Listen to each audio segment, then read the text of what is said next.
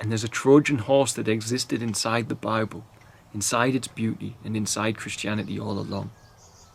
And if every Christian would awaken and understand that Trojan horse and release the information within it upon their own lives, they would become the most powerful army of love the world has ever known.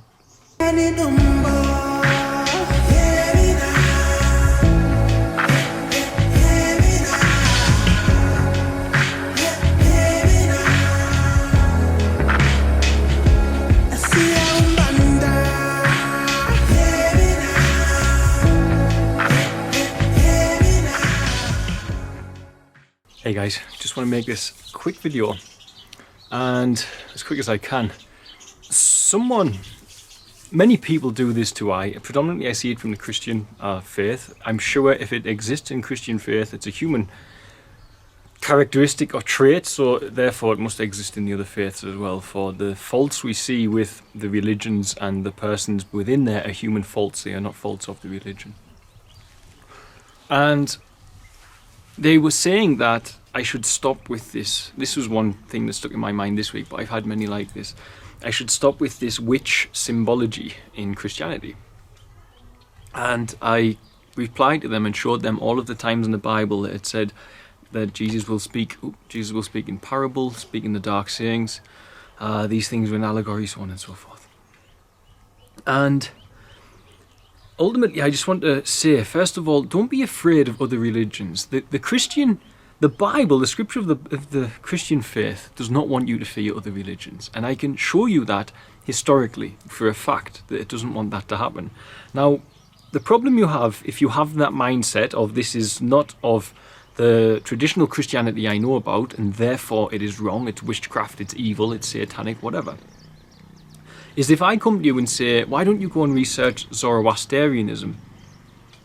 You would say, I'm not doing that because it's witchcraft or it's not what I know. Now, if your heart is telling you that you have to live your life as a Christian, then that's what you have to do.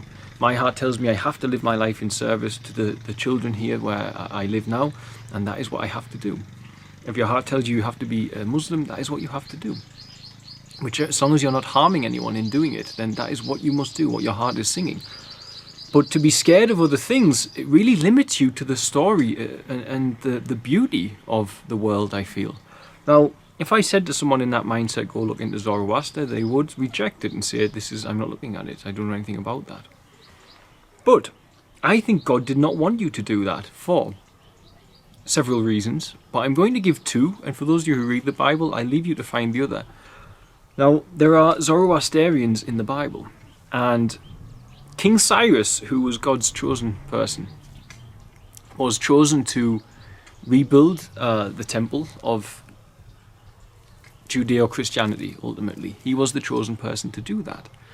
Now, King Cyrus was a Persian king, and Zoroaster was a Persian prophet, and King Cyrus was a Zoroastrian. His god was Ahura Mazda, and the opposing god, which is Satan in Christianity, was I always forget this, Angrea Mainyu? I haven't spoken to a Zoroastrian, I've only read it. I think that's how you pronounce it. Never heard it pronounced before. He came up with this idea of a conflict between light and dark. And King Cyrus followed this. He was a Zoroastrian. And in the Bible, King Cyrus is chosen by God, by King Cyrus's god, which is Ahura Mazda, to rebuild or to initiate the rebuilding of the temple, which ultimately is the foundation of Judeo-Christianity today. In historical terms, if you look at it that way, this character in the book, King Cyrus, who was a genuine king of Persia, an Iranian king, if you will, in modern day language, started Judeo-Christianity. Is it that his God has a different name to our God, or is it just that we have to realize, as the Bible is trying to tell you, that many faiths and cultures have different names for the same God? Otherwise, how did Ahura Mazda tell King Cyrus to rebuild the temple for the Jews? Now, here's the next problem you have within there, is if you reject things like Zoroastrianism and say, I don't know anything about it, that's witchcraft, I'm not looking into it, just this is not what should be happening with Christianity, you should stick to the traditional side of it. Pastors and preachers never mention Zoroaster, but he is the head of the tribe of the Magi. The Magi visited the birth of Christ. In the scriptures of Zoroaster, Zoroaster said, "You will know the birth of the child king by the stars." So he foretold the birth of Christ, and his members of his tribe, the tribe of the Magi, went to visit the birth of Christ himself. Zoroastrians. There is another Zoroastrian in the Bible as well, but I'll leave you to find this Persian-Iranian Zoroastrian who played an integral role in the kickstarting, the restarting, the starting of Judeo-Christianity as we know it today. Now, I only share this to say, don't fear that which you don't understand yet, because the Bible didn't want you to do that clearly. Why else did it choose such persons? So when you meet someone who is of the Hindu faith and they read the Bhagavad Gita, don't fear them and claim it's demonic. They are seeking the same God that you seek. They've just given it another name from another culture. And when you meet someone who is practicing Buddhism, don't say it's demonic. And when you meet a Christian who doesn't pursue Christ in the same way that you pursue Christ, don't claim it's demonic or witchcraft. Because it's ultimately just the fact you don't have as much knowledge. And if you would read and understand the knowledge, and you would see something like Zoroastrianism, which is steeped in mysticism, the way it's written is steeped in mysticism, and a Zoroastrian started Judeo-Christianity as he was the one who built the temple, then you would say, wow, something needs to be looked at here. Zoroaster even predicted the birth of Christ and sent the Magi to his birth. If they're good enough for the God of Christianity, because it's the same God. Zoroaster's God, who was labelled Ahura Mazda, and the Christian God, who is nameless, is only ever named I Am, are the same. Just different cultures pursue it in different ways. Now, here's the thing with mysticism as well. Indeed, the enemy on this planet has suppressed so much from us, and it's been lost. The true power of the human vehicle is lost by their suppression, and it is hidden from us. And if you look to somewhere like the Vatican, where the largest statue is that of a pine cone, which can only represent the pineal gland, and the pine cone which is aboard the staff of the Pope, one of the staffs of the Pope, there was a pine cone engraved in there. Because the fully realised and actualised human being is suppressed and hidden.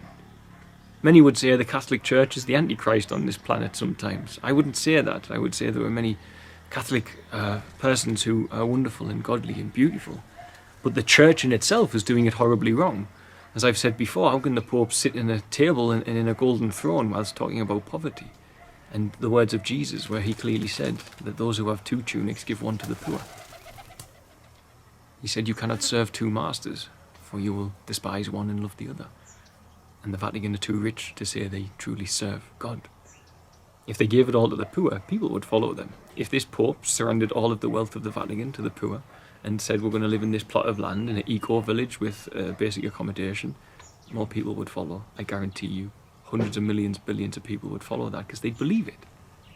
So this information is suppressed, and I dare say those who wrote the Bible, who were guided by God to write these things, knew this.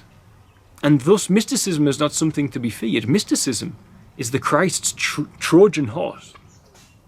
This is what mysticism is. It is the Trojan horse of Jesus Christ.